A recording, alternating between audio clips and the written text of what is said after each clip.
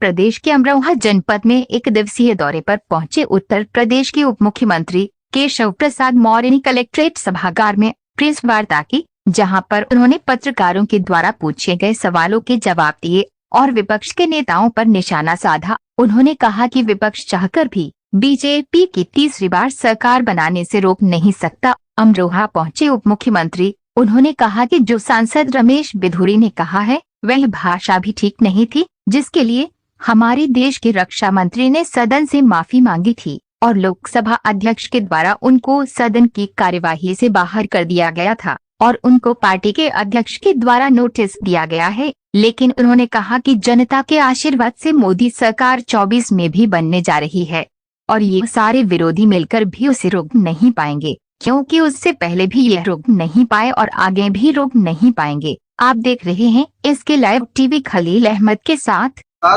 BJP को जो है फिनाइल रखना चाहिए ताकि सांसदों की जो है क्या कहा मैं नहीं जानता। मैंने कहा कि इस मामले में जो भाजपा को करना चाहिए, जो लोकसभा के सम्मानित अध्यक्ष जी को करना चाहिए, जो हमारे देश के वरिष्ठतम नेता माननीय रक्षा मंत्री जी को करना चाहिए, उन्होंने सब किया है।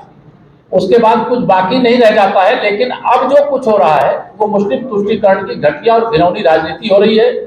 कौन क्या बयान दे रहा है, कौन क्या बोल रहा है, मैं उस पर नहीं कुछ बोलना चाहता। हम लोग भी रमेश बिधूरी जी के बयान का समर्थन नहीं करते, वो गलत बोले हैं, नहीं बोलना चाहिए।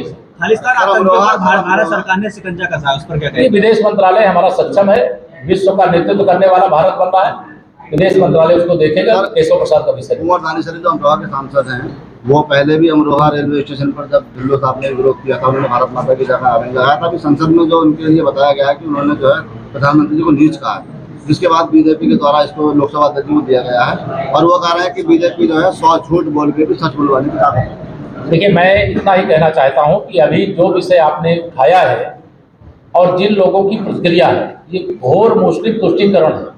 इस देश के अंदर एक गरीब माँ बाप के बेटे को, एक चाय बेचने वाले के बेटे को प्रधानमंत्री के रूप में जो नहीं बर्दाश्त कर पा रहे हैं, वही इसका इस प्रकार से कोई नीच कहता है, कोई चाय बेचने वाला कहता है, कोई गरीब कहता है।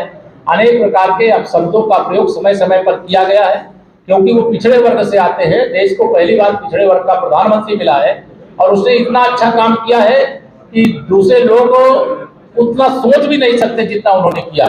इसलिए माननीय नरेंद्र मोदी जी के विरोध में सारे लोग एकजुट हो रहे हैं। लेकिन भ्रष्टाचार भारत छोड़ो, तुष्टीकरण भारत छोड़ो, परिवारवाद भारत छोड़ो, यह जो माननीय प्रधानमंत्री जी का आह्वान है, देश उसके साथ खड़ा है। धन्यवाद।